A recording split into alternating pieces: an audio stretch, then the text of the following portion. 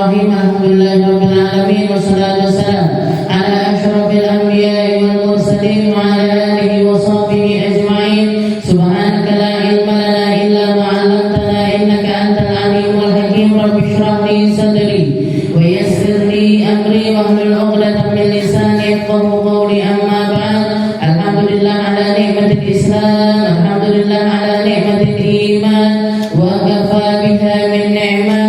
Alhamdulillah, segala puji bagi Allah Subhanahu wa taala yang memberi kita nikmat Islam iman, memberi kita nikmat sehat sempat untuk selalu dan selalu bisa mengkaji firman-firman Allah taala, kalimat-kalimat mulia yang Allah taala turunkan kepada lisan baginda kita Nabi Muhammad sallallahu alaihi wasallam dengan segala kandungan isi yang terkandung di dalamnya, dengan setiap hikmah yang ada di dalamnya, serta batas-batas syariat yang Allah Ta'ala berikan kepada kita untuk menjaga kehidupan manusia dunia akhirat, untuk mengindahkan hidup manusia dunia akhirat, untuk menaikkan derajat mereka, untuk mengangkat keadaan mereka agar mereka bisa mendapatkan pundi-pundi pahala yang sangat banyak sekali dari Allah Subhanahu wa taala. Semua yang berkaitan dengan Al-Qur'an selalu mulia. Semua yang berkaitan dengan Al-Qur'an adalah sesuatu, menjadi sesuatu yang akan dijadikan ladang amal bagi hamba tersebut yang akan dia tuai sampai akhirat nanti. Baik pembacanya maupun pejuangnya maupun penghafalnya maupun yang menyediakan tempat untuk kajiannya, siapapun yang berjuang di dalam perkara yang berkaitan dengan Al-Qur'an, insyaallah tidak akan pernah disia-siakan oleh Allah Subhanahu wa taala. Kita lanjutkan pembahasan kita masih di dalam surat Abasa wa Tawalla. Ila an qala Allah taala fi kitabihil aziz, a'udzu billahi minasy syaithanir rajim. Bismillahirrahmanirrahim. Qutilal insanu ma akfarah min ayyi syai'in khalaqah min nutfatin khalaqahu faqaddarah thumma as-sabila yassarah thumma amatahu fa'aqbarah thumma idza syaa'a ansyarah kalla lamma yaqdi ma amara. Allah Subhanahu wa taala mengingatkan kepada kita untuk jangan sampai menjadi hamba yang kufur. Mau itu kufur dengan menolak kebenaran tentang ketauhidan Allah Subhanahu wa taala, kemahaesaan Allah Subhanahu wa taala, ataupun juga mengkufuri tentang nikmat-nikmat yang telah Allah taala berikan kepada kita. Mau itu nikmat yang sifatnya khusus untuk kita pribadi ataupun nikmat yang Allah taala berikan secara umum kepada kita, kita menjadi hamba yang punya kewajiban untuk mensyukuri dari setiap nikmat tersebut. Nikmatnya hidup, nikmatnya dilahirkan, nikmatnya punya harta, nikmatnya punya tempat tinggal, nikmatnya punya keluarga. Itu semuanya adalah nikmat-nikmat khusus yang Allah Ta'ala berikan kepada kita.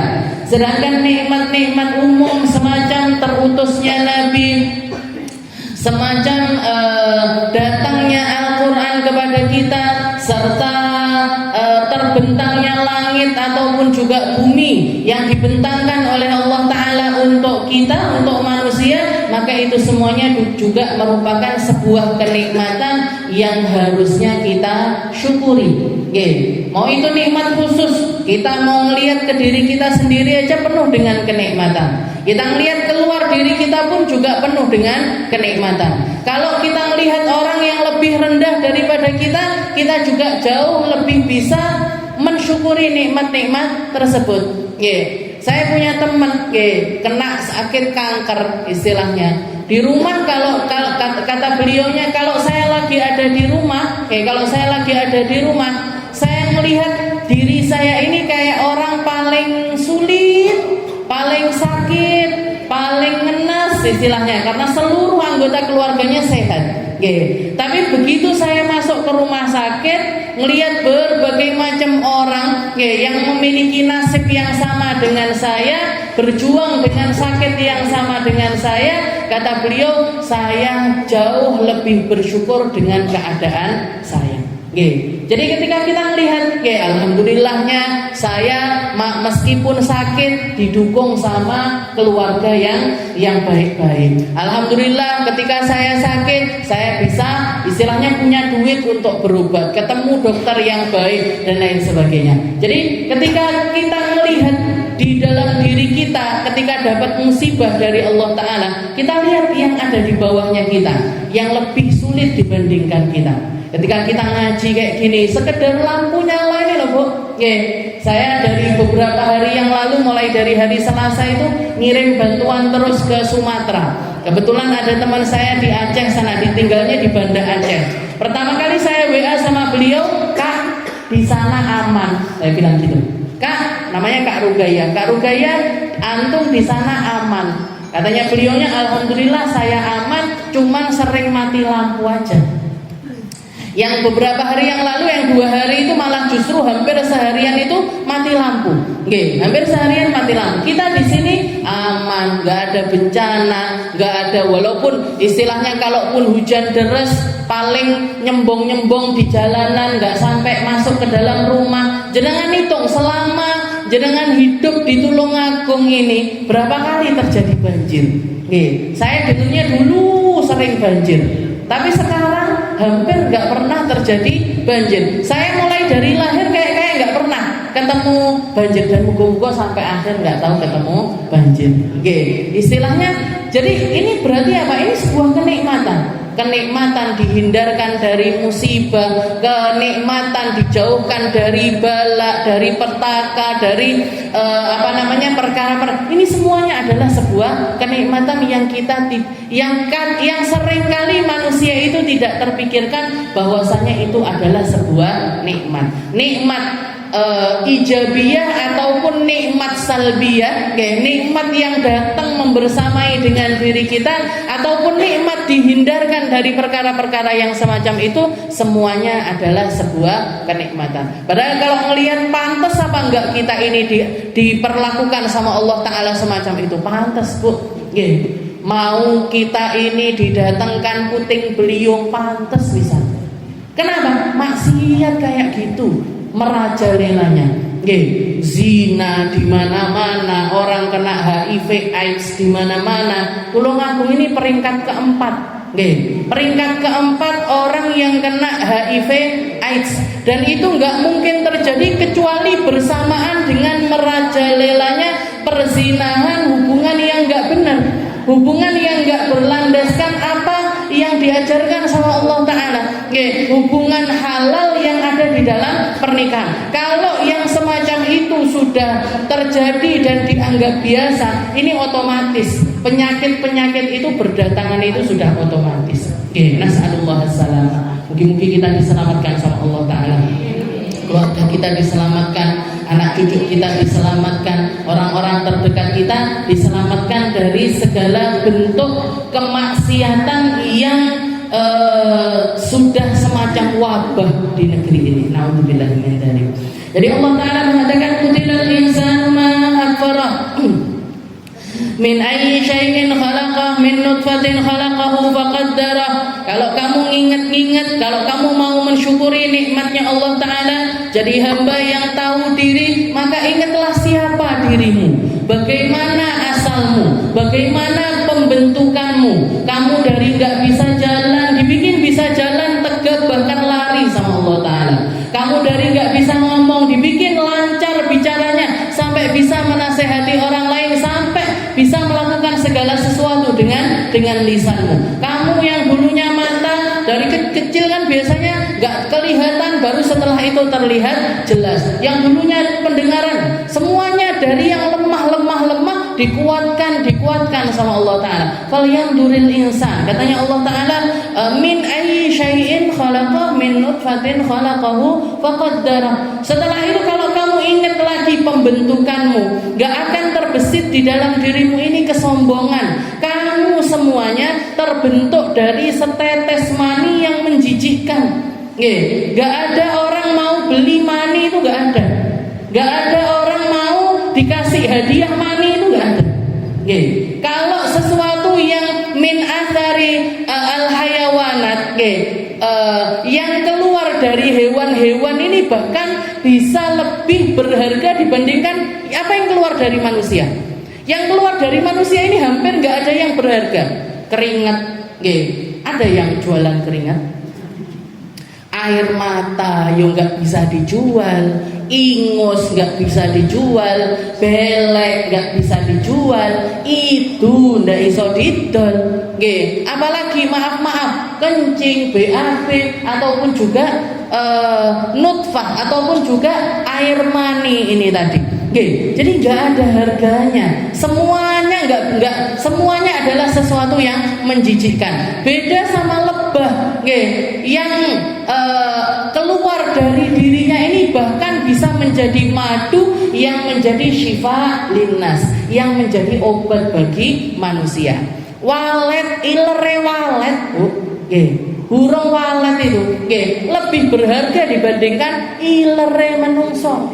Nggak bisa dibandingkan Ustazah, karena itu malah justru banyak gizinya, diperebutkan, dibeli, dibuat kosmetik dan lain sebagainya.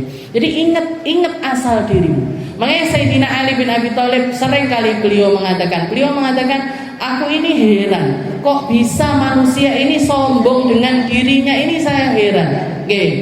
Dia terbuat dari asal muasalnya terbuat dari mani yang menjijikkan, dan akhirnya dia akan menjadi bangkai yang busuk luar biasa. Selama hidupnya kemana-mana bawa tong sampah paling bau di dalam perutnya. Gak ada orang punya perut atau isi perutnya baunya wangi, itu gak ada. Karena semua makanan campur aduk masuk di dalamnya. Kalau mau tahu seperti apa yang ada di perut kita, jangan lihat apa yang keluar dari situ. Yang keluar dari situ ada yang baunya wangi, gak enak, asapnya aja bau. Jadi asapnya aja bau, apalagi ampase. Ini katanya Sayyidina Ali, manusia ini mau sombong itu lewat jalan apa? Asalnya dari setetes mani, akhirnya menjadi bangkai yang gak ada harganya, baunya luar biasa. Seumur hidupnya bawa tong sampah paling bau di dalam perutnya. Min ayyi syai'in khalaqahu min nutfatin khalaqahu faqaddara tsumma as-sabila yassara. Kemudian dikeluarkan sama Allah Ta'ala lewat jalan yang digampangkan. Tsumma amatahu fa'akhbara. Kemudian dia akan mati, setelah itu dikuburkan. Tsumma idza syaa'a ansyara. Kemudian Allah menjanjikan untuk manusia ini kembali dibangkitkan kembali. Ya, dari kematiannya dia akan dihidupkan kembali sama Allah Ta'ala. Jadi an-nashr, an-nashr jam'uhu an-nusyur. Jadi hari kebangkitan, hari di mana Allah Ta'ala mengembalikan setiap roh manusia ke dalam jasad-jasad mereka, mau itu rohnya manusia, mau itu rohnya hewan yang di darat ataupun yang ada di laut, dari golongan jin ataupun juga malaikat, semuanya dikembalikan satu persatu rohnya oleh Allah Subhanahu wa Ta'ala, yang kita kenal dengan nama Yauman Nusyur. Alhamdulillahilladzi ahyana ba'dama amatana wa ilaihin nusyur. Doanya kita setiap bangun tidur, ya Allah, terima kasih ya Allah yang telah menghidupkan saya setelah sebelumnya saya jenengan matikan sebentar. Akhirnya tiba-tiba tangineh. Bisa nggak kira-kira tidur bablas? Bisa tuh. Tapi kita tidur, setelah tidur itu ternyata dibangunin sama Allah Ta'ala. Ahyana ba'dama atmatana wa ilaihin nusyur. Dan kepadanya lah kita akan kembali dibangkitkan. Jadi Yauman Nusyur, harinya namanya hari kebangkitan. Jadi dikatakan Allah Ta'ala, tsumma idza syaa'a ansyara. Kalau Allah Ta'ala berkehendak, Allah Ta'ala akan membangkitkannya kembali. Kalau nanti di hari pembalasan, ini bukan sebuah tawar-menawar, tapi ini adalah sebuah kepastian.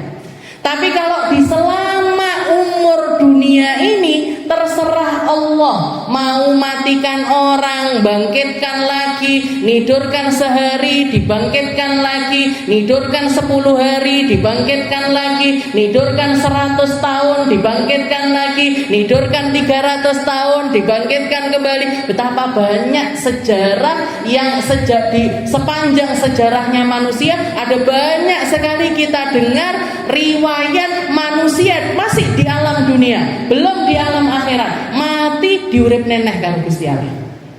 Kalau orang-orang pada umumnya kita bilangnya mati suri, mati dapat sehari atau beberapa jam kemudian sudah dicek ini semuanya. Oh, ininya sudah nggak berdetak lagi. Oh, sininya sudah nggak detak lagi. Oh, sininya sudah nggak detak lagi. Dokter, perawat sudah bilang, oh ini sudah meninggal ini. Tiba-tiba begini tangineh. Ada apa enggak? Ada. Berarti apa? Terserah Allah. Allah yang matikan, Allah mau ngidupin kembali, itu terserah Allah. Seperti juga di kisahnya di dalam Al-Quran, salah satu mukjizatnya Nabiullah Isa. Katanya Nabiullah Isa di dalam Al-Quran, Nabiullah Isa beliau mengatakan, sesungguhnya aku dikasih mukjizat sama Allah Ta'ala, uhyal mauta, untuk menghidupkan kembali sesuatu yang sudah mati. Tapi tetap beliau menggunakan kalimat biidznillah, dengan izin Allah. Karena di zamannya Nabi Isa, ilmu yang paling populer, ilmu yang paling dielu-elukan, ilmu yang dibayar mahal orang-orang yang memiliki ilmu tersebut adalah ilmu kedokteran. Maka Nabi Allah Isa dikasih mukjizat sama Allah Ta'ala untuk bisa punya ilmu kedokteran yang para dokter pun gak mampu untuk melakukannya. Ngobati orang buta, ngobati orang yang kena baros, kena penyakit lepra, kena penyakit kusta, yang bahkan sampai zaman sekarang ini nggak ada obatnya. Sampai zaman sekarang ini yang dibilang ilmu kedokteran sudah sangat canggih sekali, panggah nggak nemu obatnya lepra, panggah nggak nemu obatnya kusta. Setelah itu yang ditambah lagi, yang juga nggak mungkin dijangkau oleh dokter manapun, spesialis manapun, profesor manapun, membangkitkan orang yang sudah mati. Tapi Nabiullah Isa dikasih mukjizat tersebut. Bahkan dikatakan bukan cuma Nabiullah Isa yang dikasih mukjizat untuk menghidupkan sesuatu yang sudah mati, murid-muridnya Nabiullah Isa juga dikasih mukjizat yang semacam itu sama Allah Ta'ala. Ada di dalam surat Yasin kisahnya. Ada di dalam surat Yasin ketika 3 orang muridnya Nabiullah Isa ini diutuskan ke satu daerah. Di daerah tersebut rajanya punya anak sudah meninggal dunia, sudah beberapa hari meninggal dunia. Rajanya istilahnya pengen ngetes ini utusan Nabi beneran apa enggak, maka disuruh menghidupkan kembali putri dari raja tersebut. Dihidupin kembali, hidup lagi. Berarti apa? Terserah Allah. Allah yang menghidupkan, Allah yang mematikan, Allah yang pengen ngidupin lagi, terserah Allah. Juga di dalam Al-Quran diceritakan kisahnya Ashabul Kahfi yang ditidurkan sama Allah Ta'ala selama 309 tahun sampai jadi masjid di daerah perbatasan dari Palestina sana. Di daerah Syam, di daerah Jordania, di situ ada masjid namanya Masjid Ashabul Kahfi. Tempat apa ini? Tempat Ashabul Kahfi, 7 orang pemuda plus 1 ekor anjing. Ketika mereka lari untuk menyelamatkan agamanya, masuk ke dalam gua tempat mereka biasa beribadah di tempat tersebut, ditidurkan sama Allah Ta'ala. Berapa lama? 309 tahun. Nanti dibalikkan ke kanan. Kalau lagi siang, badannya ini sama Allah Ta'ala dibalikkan ke sebelah kanan. Biar apa? Biar panasnya matahari ini nggak merusak badannya mereka. Nanti kalau sudah malam dibalikkan lagi ke sini. Biar apa? Biar punggungnya yang tadinya balik itu nggak kepanasan. Oke. Bangkit setelah 309 tahun, urip masih terjaga, masih bangkit lagi seperti umurnya dia ketika tidur. Makanya ketika mereka bangun dari tidurnya ini, kam labithna, kita ini tidur berapa lama? Sebagian bilang labithna yauman au ba'da yaum. Kayak turune setengah dino. Lek enggak gitu ya sehari lah mungkin. Karena kita tidurnya nyenyak sekali. Ternyata berapa lama? 309 tahun. Ada lagi kisahnya, yang terkenal dengan nama Uzair. Allah Ta'ala menceritakan ada seseorang, walladzi marra ala qaryatin wa hiya khawiyatun ala urushiha qala anna yuhyi hadhihi Allahu ba'da mautiha. Jadi ada seorang laki-laki namanya Uzair. Uzair ini salah satu muridnya Nabi Allah Musa. Salah satu dari sekian banyak muridnya beliau yang dapat kemampuan untuk menghafal Taurat. Kitab-kitabnya Allah Ta'ala yang terdahulu itu Taurat, Injil dan lain sebagainya, itu adalah kitab-kitab firman-firman Allah Ta'ala yang diturunkan untuk masa tersebut, untuk waktu tersebut, untuk kaum tersebut, sehingga tidak diabadikan sama Allah Ta'ala, sehingga pelafatannya sulit, bacanya sulit, apalagi untuk menghafalkannya itu menjadi sesuatu yang hampir mustahil. Yang hafal kitab-kitab tersebut ya cuman para nabi-nabi zaman itu, ataupun juga yang paling spesial di antara murid-murid mereka. Yang diabadikan sama Allah Ta'ala hanya Al-Quran, yang dijaga sama Allah Ta'ala hanya Al-Quran, yang diabadikan sampai akhir zaman Al-Quran. Makanya digampangkan pembacaannya sama Allah, digampangkan pembacaannya, digampangkan penghafalannya. Jadi yang dimampukan untuk menghafal itu cuman umatnya Nabi Muhammad sallallahu alaihi wasallam. Walaqad yassarnahu lidzikri fahal mim muddakir. Katanya Allah Ta'ala, bukankah telah aku gampangkan pelafatan Al-Quran, maka siapa di antara kalian yang berpunya keinginan untuk memperbanyak melafatkan lafaz-lafaz Al-Quran. Fahal mim muddakir. Siapa di antara kalian yang memperbanyak membaca, memperbanyak zikir lewat Al-Quran? Jareke digampang nih Ustaz. Kok walau bu kok panggah angel? Angel bukan karena sulit, Bu. Angel karena kaset biasanya. Belajarnya umur berapa, Bu? Umur 40 tahun misalnya. Ya wis melungkar ya hati. Jangan lihat itu anak kecil-kecil itu, dari golongan manapun, anaknya siapapun, bahkan anaknya non muslim sekalipun, misalkan mereka belajar Al-Quran mulai dari kecil, bisa apa enggak baca Al-Quran? Saya dulu punya teman di SD itu di SD 1, di SD Kampung Dalam 1. Kan campur, ada yang Islam, ada yang Kristen. Saya punya teman Kristen. Karena saking dekatnya, tak wajari Al-Fatihah, Bu. Bisa dia. Bisa hafal surat Al-Fatihah itu bisa. Berarti apa? Benar katanya, walaqad yassarnahu lidzikr. Al-Quran ini satu-satunya firman Allah yang saya gampangkan untuk dibaca. Dibacanya gampang, dilafatinya gampang, difahaminya gampang, dihafalkannya pun sebenarnya adalah sesuatu yang Allah Ta'ala mampukan untuk manusia. Sebagai bentuk apa? Sebagai bentuk penjagaannya Allah Ta'ala sampai akhir zaman nanti.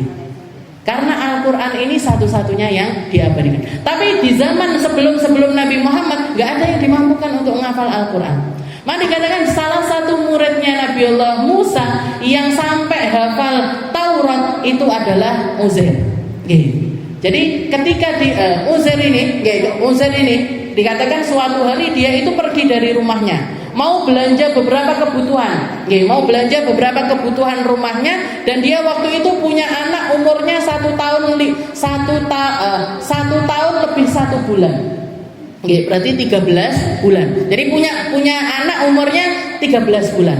Dikatakan ketika dia pergi, dikasih bekal sama istrinya, dan dia naik kendaraan, naik keledainya dia, ngelewati satu qaryah, walladzi marra ala qaryatin wa hiya khawiyatun ala urushiha.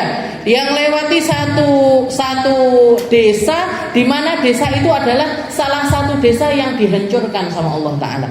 Dengan azabnya, sehingga yang ada di tempat tersebut cuma tinggal puing-puing rumah serta tulang belulangnya manusia yang sudah berserakan di mana-mana.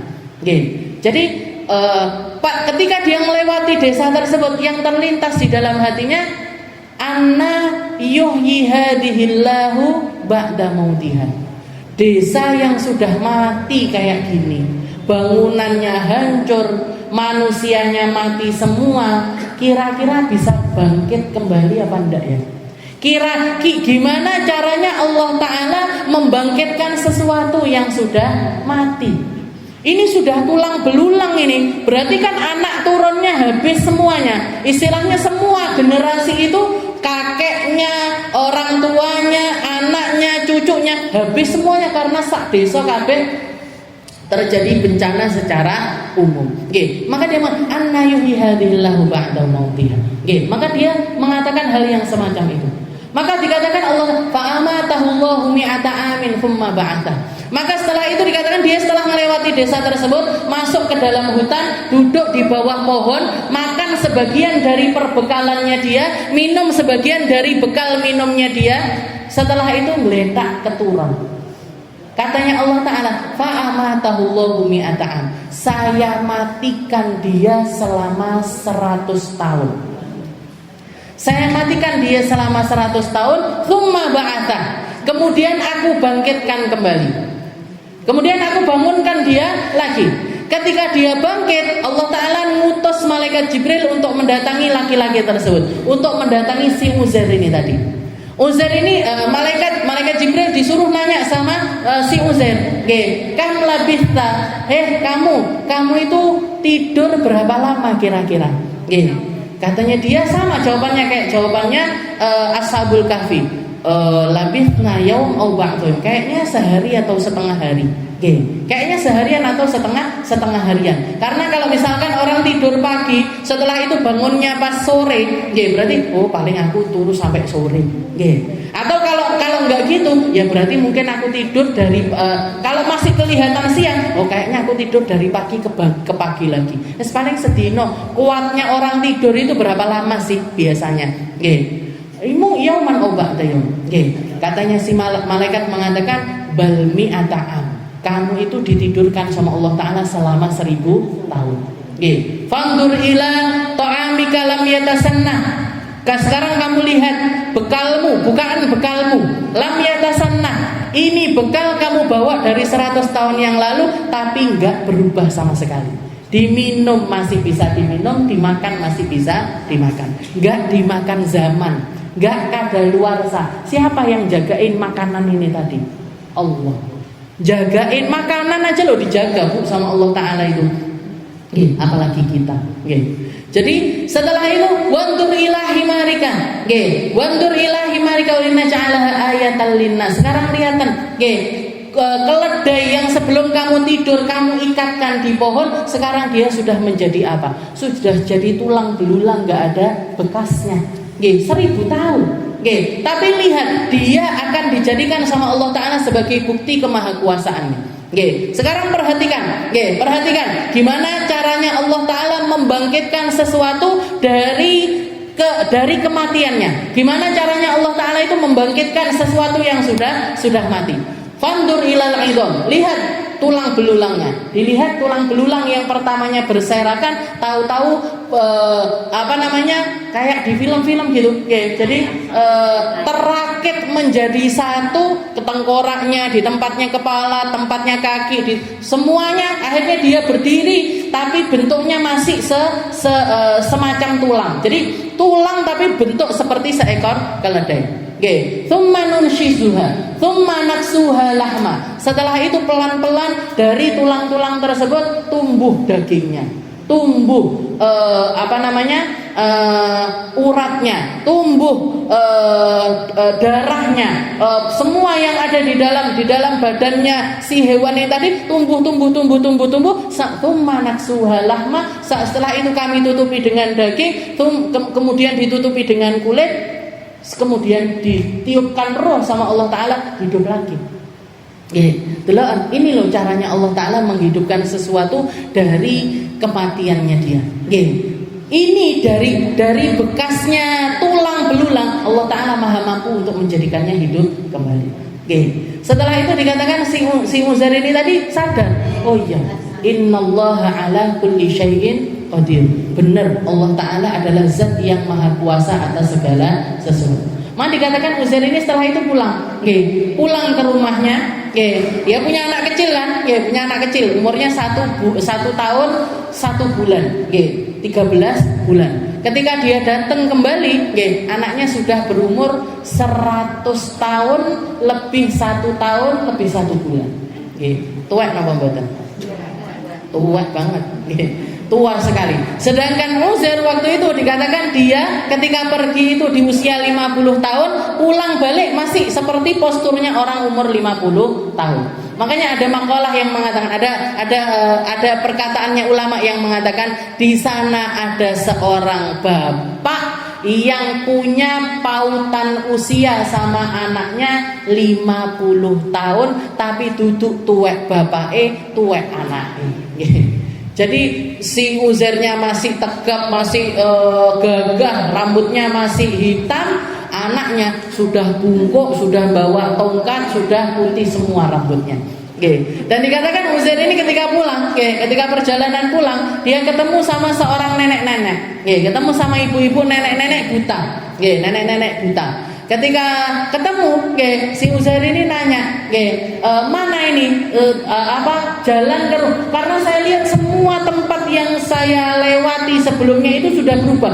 Negeri yang hancur lebur itu tadi sudah jadi peradaban yang penuh dengan bangunan dan penuh dengan manusia. Maka dia nggak hafal lagi sama jalan. Jalan ke rumah saya ini kemana? Nanya sama si nenek ini tadi. Neneknya balik nanya, nenek dia ditanyain, mesti nanya. Namanya sinten, namanya siapa, dari mana, dan lain sebagainya. Maka Uzair mengatakan saya adalah Uzair, nama saya adalah Uzair, saya adalah muridnya Nabiullah Musa. Katanya si Uzair yang di zaman Nabi Musa dulu, iya, karena nenek ini juga ngalami zaman tersebut. Uzair yang hafal Taurat, iya. Uzair yang mustajab doanya, yang kalau doa itu diijabah sama Allah Ta'ala, iya. Kalau kamu memang benar Uzair, doakan saya biar mata saya ini bisa kembali, maka saya akan menunjukkan kamu jalannya. Maka Uzair mengangkat tangannya minta sama Allah Ta'ala, ya Allah rudda alaihi basaraha, ya Allah kembalikan penglihatannya dia. Dikembalikan sama Allah Ta'ala. Dikembalikan sama Allah Ta'ala. Setelah itu ditunjukkan jalan pulang. Nah, ketika nyampe ke rumahnya, orang-orang kan juga heboh. Orang dari 100 tahun yang lalu cukup balik sehat, seger, buger dan lain sebagainya. Apa benar kamu? Tapi dikatakan si anak ini, si anak ataupun juga keluarganya itu hafal betul postur tubuhnya Uzair, dan dikatakan ada satu tanda di belakang punggung Uzair ini, tanda yang sejak lahir itu ada. Dibukakan sama Uzair, di situ ada tanda tersebut, maka mereka semuanya percaya kalau itu adalah Uzair. Jadi dikatakan summa idza syaa'a ansyara. Kalau Allah Ta'ala mau, Allah Ta'ala membangkitkan segala sesuatu. Di hari kebangkitan semua makhluk akan dibangkitkan sama Allah Ta'ala. Dan dibangkitkan, dikatakan setelah dibangkitkan nanti semuanya akan dikumpulkan fil mahsyar, di satu tempat yang namanya padang mahsyar. Yang pertama kali didatangkan sama Allah Ta'ala adalah golongan manusia. Manusia mulai dari zamannya Nabiullah Adam sampai akhir zaman dikumpulkan. Manusia yang pertama kali dibangkitkan adalah Nabi Muhammad. Jadi dibangkitkan semuanya sama Allah Ta'ala, dikumpulkan di padang mahsyar tersebut. Setelah itu, setelah golongan manusia yang dibangkitkan sama Allah Ta'ala selanjutnya adalah golongannya para jin. Dan dikatakan golongannya para jin itu jumlah mereka 10 kali lipatnya jumlah manusia. Jumlahnya para jin itu ketika dibangkitkan ngumpul di padang mahsyar juga itu jumlahnya 10 kali lipatnya jumlah manusia. Setelah golongan para jin yang dikumpulkan di situ, Allah Ta'ala membangkitkan juga hayawanul bar, hewan-hewan yang ada di bumi, hewan-hewan yang tinggalnya itu di daratan, termasuk yang terbang-terbang, burung, laler, semut, kecoa, kalajengking, semuanya dibangkitkan sama Allah Ta'ala, ngumpul juga di tempat tersebut. Dan jumlahnya hewan darat ini tadi 10 kali lipatnya jumlah manusia plus jin. 10 kali lipat. Jadi setiap golongan itu jumlahnya 10 kali lipat dari golongan sebelumnya, 10 kali lipat dari golongan yang sebelumnya. Jadi manusia ini yang paling titik, Bu. Manusia, setelah itu para jin, berarti jin 10 kali lipatnya manusia. Iya. Makanya saya bilang di tempat ini kemungkinan meskipun kita ngelihatnya itu tempatnya bonggang-bonggang, jamaahnya para jin itu biasanya datang 10 kali lipatnya jumlahnya manusia. Jadi jangan salahkan kalau kanan kirinya jenengan ini ada 5 neng tengah, 5 neng kiri. Kalau enggak gitu 5 di depan, 5 di belakang. Makanya sing rodok rapet bendak dikancani karo jin. Jadi jumlahnya jin itu selalu 10 kali lipatnya manusia. Selalu 10 kali lipatnya manusia. Jadi dikatakan setelah manusia Allah Ta'ala bangkitkan para jin. Setelah para jin Allah Ta'ala bangkitkan seluruh hewan-hewan darat. Seluruh hewan-hewan yang tinggalnya itu di daratan, termasuk yang kecil-kecil, lebah, semuanya. Kutu-kutu yang di rambutnya jenengan itu semuanya dibangkitkan, ngumpul semuanya di tempat. Reuni semuanya kita. Nanti dia mungkin nyapa kita. Saya kutu yang dulu jalan-jalan di rambut kan. Bakteri-bakteri semuanya dikumpulkan sama Allah Ta'ala. Nanti kita ketemu sama virus corona, ketemu kita. Setelah itu, setelah hayawanul bar, setelah hewan yang tinggalnya di darat, Allah Ta'ala bangkitkan seluruh hewan laut. Dan jumlahnya 10 kali lipatnya manusia plus jin plus hewan darat. Jadi jumlahnya hewan lautan itu berpuluh-puluh kali lipat dibandingkan apa yang ada di daratan. Baru setelah itu dikatakan setelah golongannya para hewan lautan Allah Ta'ala diupengi lagi.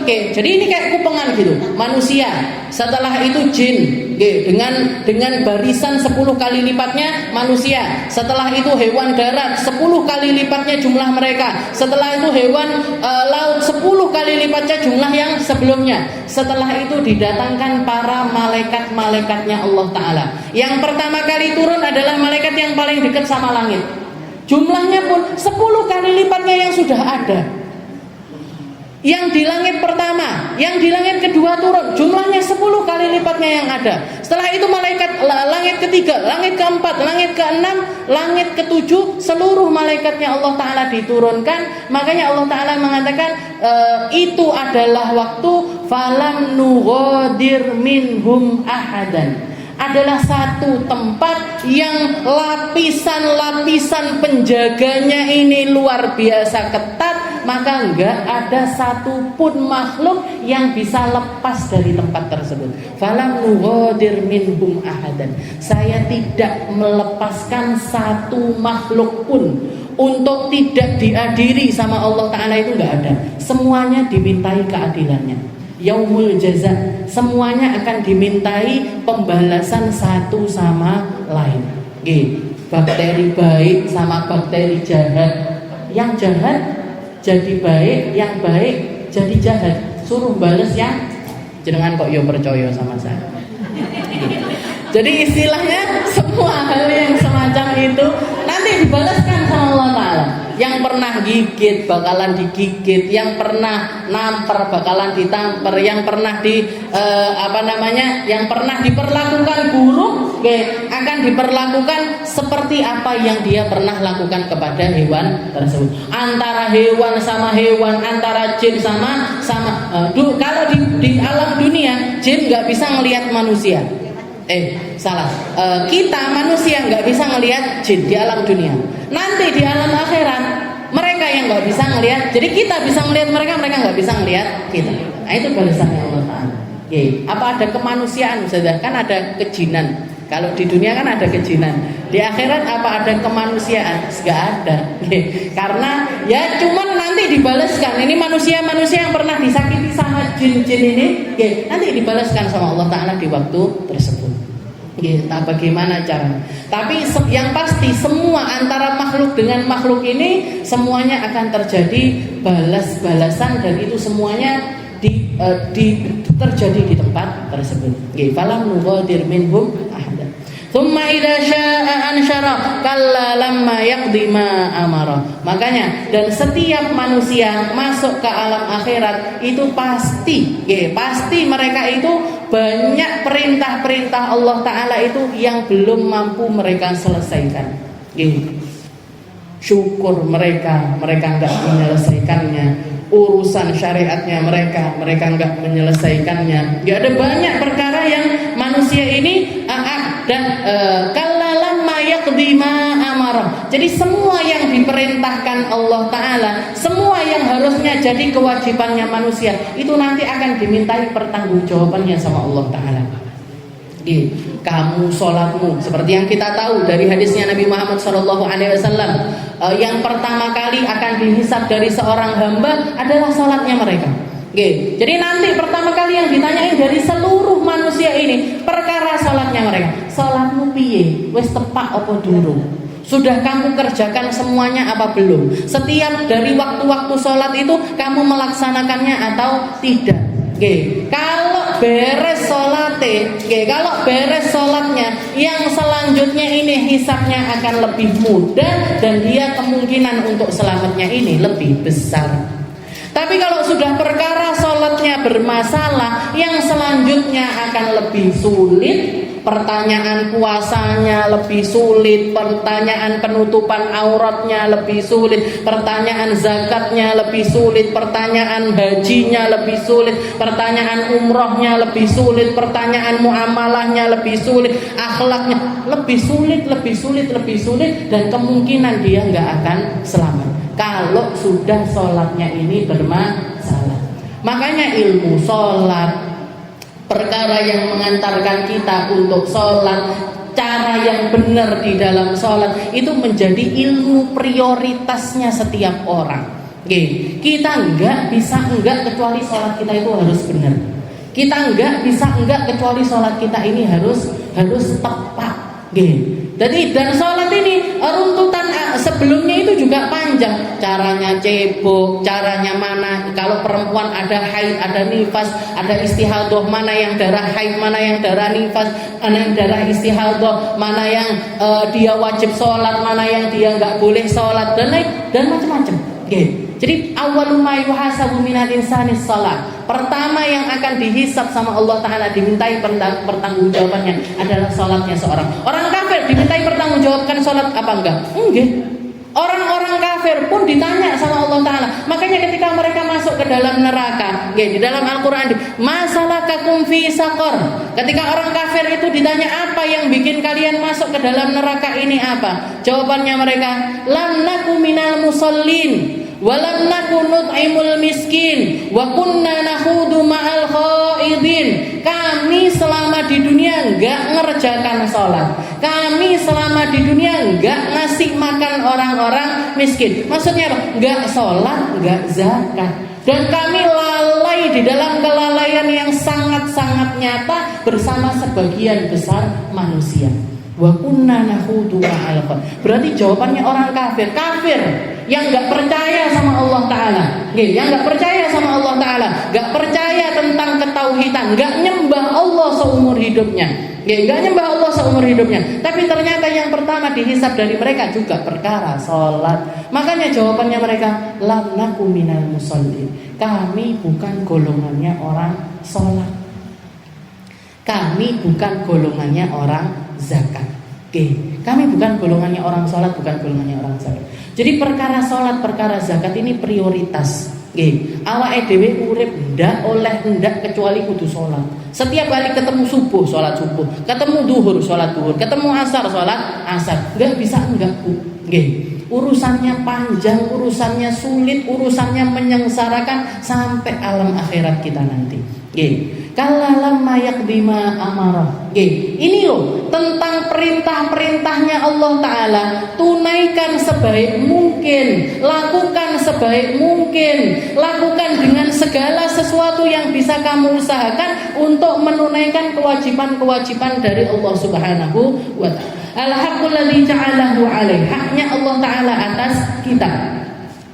Kewajiban yang Allah Ta'ala berikan kepada kita, hanya Allah Ta'ala untuk ditaati di dalam syariat-syariatnya, hanya Allah Ta'ala untuk disembah dengan cara yang benar. Dan sebenarnya muamalah sama Allah Ta'ala itu gampang sekali. Allah Ta'ala itu ridho dengan kucuran nikmat yang segitu banyaknya dari Allah Ta'ala, yang sampai ke tingkat kita nggak bisa menghitungnya. Allah Ta'ala ridho, cukup kita jadi hamba yang tahu kalau itu datang dari Allah, kemudian mensyukurinya. Cukup, Allah Ta'ala itu cukup dengan syukurnya kita. Allah Ta'ala ridho dengan syukurnya kita, meskipun itu nggak sebanding dengan nikmat yang Allah Ta'ala berikan. Dan Allah Ta'ala itu ridho dengan pertaubatan setiap seorang hamba ketika mereka itu melakukan kesalahan. Awakmu salah, tobat toh. Gak perlu kamu istilahnya, ya Allah berarti aku bayar berapa ini buat kemaksiatan saya melakukan apa. Allah Ta'ala ridho dengan kenikmatannya, kita balas dengan syukur kepadanya. Allah Ta'ala ridho dari setiap kesalahan-kesalahan kita, dengan cukup kita bertaubat kepada Allah, kembali kepada Allah Ta'ala. Allah Ta'ala merasa cukup dengan hal tersebut. Enggak, Allah Ta'ala itu enggak nuntut kita yang gimana-gimana. Salatmu benar, no. Dan itu pun kebaikannya kembali kepada kita. Jenengan bayangkan aja sekarang yang kita ini rutin salat subuh, duhur, asar, maghrib, isya. Misalkan kita hidup tanpa salat ini, kira-kira kita ngapain? Kira-kira kita ngapain? Ya kayak orang-orang kafir itu yang enggak ngerti mau hidup ngapain. Saya itu kalau ngelihat dulu zaman sama abah saya, sukanya ngelihat, kalau ngelihat TV orang-orang apa? Ya orang-orang barat itu gulat yang sampai smackdown itu. Jawaban abah saya, Kimarai ndak kenal mulutan itu. Nggak kenal sholawatan, nggak kenal hadrowan. Coba dia kenal hadrowan, kenal sholawatan, kenal sama Nabi Muhammad SAW, ngapain gelut-gelut ngono kuwi. Walaupun itu profesinya mereka. Jadi istilahnya ya udah, mereka akan wes uripe nggih ngoten niku nggih, yang dicari popularitas, yang dicari nama diri, validasi tentang dirinya masing-masing. Yang penting saya punya duit, yang penting saya hidup enak, yang penting seperti itu kehidupannya manusia kalau nggak kenal Allah Ta'ala. Tapi dengan adanya sholat ditata bu, oh pagi harus bangun, nanti siang sudah mulai capek dikit, istirahat dengan apa? Sholat. Nanti sore diingatkan lagi, sholat lagi. Nanti maghrib sholat lagi, isya sholat lagi, sebelum menjelang kita tidur. Jadi makanya juga dikatakan Allah Subhanahu Wa Taala ada malaikat-malaikatnya Allah Ta'ala yang punya tugas untuk mantau manusia ini siang malam, sip-sipan. Jadi malaikat dan tempat ketemunya mereka yang dua shift ini, kerjaannya malaikat ini 12 jam. Jadi nanti malaikat yang pertama itu datang dan juga pergi itu waktunya ada di waktu asar. Ada di waktu asar. Nanti Allah Ta'ala ketika nanya ke para malaikat yang naik turun ini tadi, Allah Ta'ala nanya, wa huwa a'lam, dan Allah Ta'ala maha tahu. Allah Ta'ala mengatakan, kaifa taraktum ibadi, bagaimana kalian meninggalkan hambaku. Katanya para malaikat, taraknahum wa hum yusallun wa atainahum wa hum yushollun. Ya Allah, kami datang mereka lagi sholat, kami pergi juga mereka lagi sholat. Jadi kami tinggalkan mereka lagi sholat. Sholat apa? Sholat asar. Kami datang yang baru pada datang itu juga ketika waktu asar mereka mengatakan mereka juga lagi sholat ya Allah. Jadi ditinggal pergi dan ditinggal datang itu manusia dalam keadaan sholat. Jadi kenapa kok yang ditanya? Kenapa kok Allah Ta'ala nanya seperti itu? Dan malaikat kenapa kok jawabannya tentang sholatnya? Padahal sudah pasti di saat yang bersamaan ada manusia-manusia lain yang melakukan hal yang lain. Enek sing turu, enek sing masak, enek sing blonjo, enek sing gosip. Tapi yang dilaporkan sama malaikat-malaikat ini kepada Allah Ta'ala adalah tentang sholat mereka. Karena saking istimewanya golongan-golongan orang yang sholat, terutama adalah sholat asar. Hafidhu ala sholawat wassolatil wusta. Katanya Allah Ta'ala, jagalah sholat-sholat kalian yang 5 waktu, terutamanya sholat yang wusta. Wusta itu yang mana? Asar. Yang di tengah-tengah antara subuh duhur sama maghrib isya. Wassolatil wusta wa qumu lillahi qanitin. Dan bangunlah kamu untuk menjadi hamba-hamba Allah Ta'ala yang pandai di dalam beribadah. Jadi yang dilaporkan perkara sholat, kenapa? Karena sholat itu sesuatu yang paling istimewa dari diri seorang hamba. Dan bentuk penghambaan manusia yang paling tinggi itu ada di dalam sholatnya mereka. Kedudukannya manusia yang paling tinggi bukan ketika mereka berdiri, bukan ketika mereka pakai mahkota, bukan ketika mereka pakai jubah, bukan ketika mereka pakai imamah, tapi ketika dahi mereka nempel di tempat sujud mereka. Itu adalah kedudukan manusia yang paling tinggi. Kenapa? Karena dia menundukkan tempat paling tinggi di dalam dirinya hanya kepada Allah Ta'ala, hanya untuk Allah Ta'ala, hanya karena Allah Ta'ala. Inni wajjahtu wajhiya lilladzi fataras samawati wal ardh. Inna salati wa nusuki wa mahyaya wa mamati lillahi rabbil alamin. Ikrar dulu kita, Bu, setiap kali mau sholat. Ya Allah, sholatku, ibadahku, hidupku, matiku lillah. Semuanya untuk Allah. Semuanya saya persembahkan kepada Allah. Bahkan tempat termulia saya, yang saya nggak akan pernah rela untuk disentuh siapapun, saya nggak akan pernah rela diinjak siapapun, nggak akan pernah saya berikan penghormatan tertinggi ini kepada siapapun. Saya persembahkan sehari 17 kali saya sujud kepada Allah Subhanahu wa Ta'ala. Jadi ikrar-ikrar semacam ini yang akan menyelamatkan kita ketika hari di mana segala sesuatu sudah selesai. Kalla lamma yaqdi ma amara. Maka fokuslah manusia untuk menyelesaikan urusannya. Gak usah ngurusi urusan uang. Urusannya kita sendiri ini loh sudah repot sekali. Salatnya kita panggah bliyut-bliyut. Posone awake dhewe ya panggah ngono-ngono ae. Sedekahnya kita ya masih gitu-gitu aja. Gak usah ngurusin aibnya orang, aib kita masih banyak. Gak usah ngurusin dosanya orang, dosanya kita masih banyak. Fokus bersyukur, fokus tobat, fokus menahin diri, fokus menyelamatkan kehidupan kita. Karena kita hanya akan ditanyain tentang diri kita, bukan tentang orang lain. Bahkan nanti di akhir ayat, yauma yafirrul mar'u min akhihi wa ummihi wa abi wa sahibatihi wa bani likulli imri'in minhum yawma idzin sya'nun yughni wallahu a'lam bis-shawab. Insyaallah kita lanjutkan di pertemuan yang selanjutnya.